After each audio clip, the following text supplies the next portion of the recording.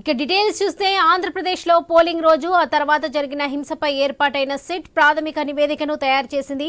2 రోజుల్లో 3 జిల్లాల్లో విస్తృతంగా పర్యటించి రెడీ చేసిన నివేదికను డీజీపీ హరీష్ కుమార్ గుప్తాకు అందించింది. పోలింగ్ రోజు 33 హింసాత్మక ఘటనలు జరిగినట్లుగా ప్రత్యేక విచారణ బృందం గుర్తించింది. 2 రోజుల పాటు విచారణ చేపట్టిన అధికారులు అల్లర్లు జరిగిన ప్రాంతాలకు వెళ్లి స్థానిక పోలీసులు, నేతలు, వివిధ వర్గాల ప్రజల నుంచి సమాచారం సేకరించారు. హింసాత్మక ఘటనలపై నమోదైన ఎఫ్ఐఆర్లను సిట్ అధికారులు పరిశీలించారు. ఆదివారం అర్ధరాత్రి వరకు ప్రత్యేక విచారణ బృందం దర్యాప్తు కొనసాగింది. ఈ అంశాలన్నింటినీ క్రోడీకరించిన సిట్ అధికారులు ప్రాథమిక నివేదికను రూపొందించి డీజీపీకి అందించారు.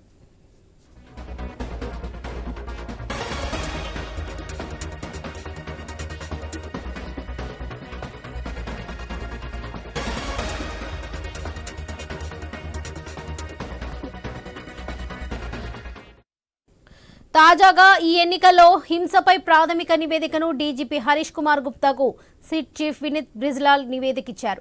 ఎన్నికల రోజు తర్వాత జరిగిన హింసాత్మక ఘటనలపై 150 పేజీలతో కూడిన నివేదికను డీజీపీకి అందించారు. పల్నాడు, తిరుపతి, అనంతపురం జిల్లాలో 33 ఘటనలు నమోదైనట్లుగా సిట్ తేల్చింది.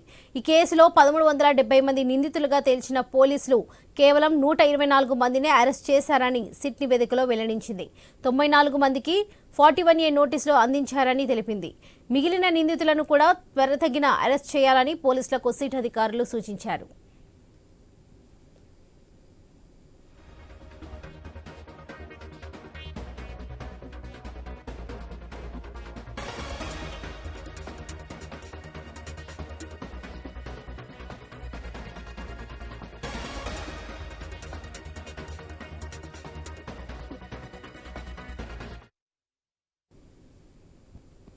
పల్నాడు జిల్లాలో నర్సరావుపేటలో 10, మాచర్లలో 8, గురుజాలలో 4 కేసులు చొప్పున మొత్తం 22 కేసులు నమోదయ్యాయి.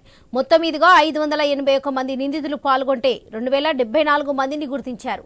వీరిలో కేవలం 19 మందిని మాత్రమే అరెస్ట్ చేసినట్లుగా సిట్ నివేదికలో తేల్చింది. 91 మంది నిందితులకు 41A నోటీసులు ఇచ్చారు. తిరుపతి జిల్లాలో చంద్రగిరిలో 2, తిరుపతిలో 2 చొప్పున మొత్తం 4 కేసులు పోలీసులు నమోదు చేశారు. ఈ కేసులో 61 మంది నిందితులను గుర్తించారు. వీరిలో 14 మందిని మాత్రమే అరెస్ట్ చేశారు. 47 మంది నిందితులను అరెస్ట్ చేయాల్సి ఉంది.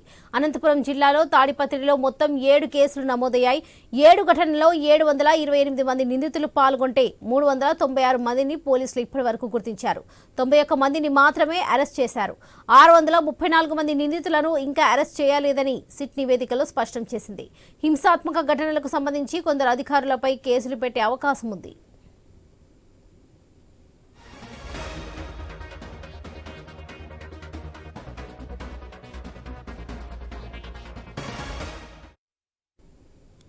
ఆంధ్రప్రదేశ్లో పోలింగ్ రోజు ఆ తర్వాత పల్నాడు, తాడిపత్రి, మాచర్ల, నర్సరావుపేట, తిరుపతి, చంద్రగిరి ప్రాంతాల్లో జరిగిన హింసాత్మక ఘటనలపై ప్రభుత్వం సిట్ ఏర్పాటు చేసింది.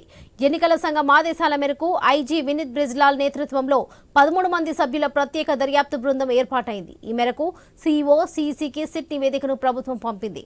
సిట్ నివేదిక ఆధారంగా కేంద్ర ఎన్నికల సంఘం తదుపరి చర్యలు తీసుకోనుంది.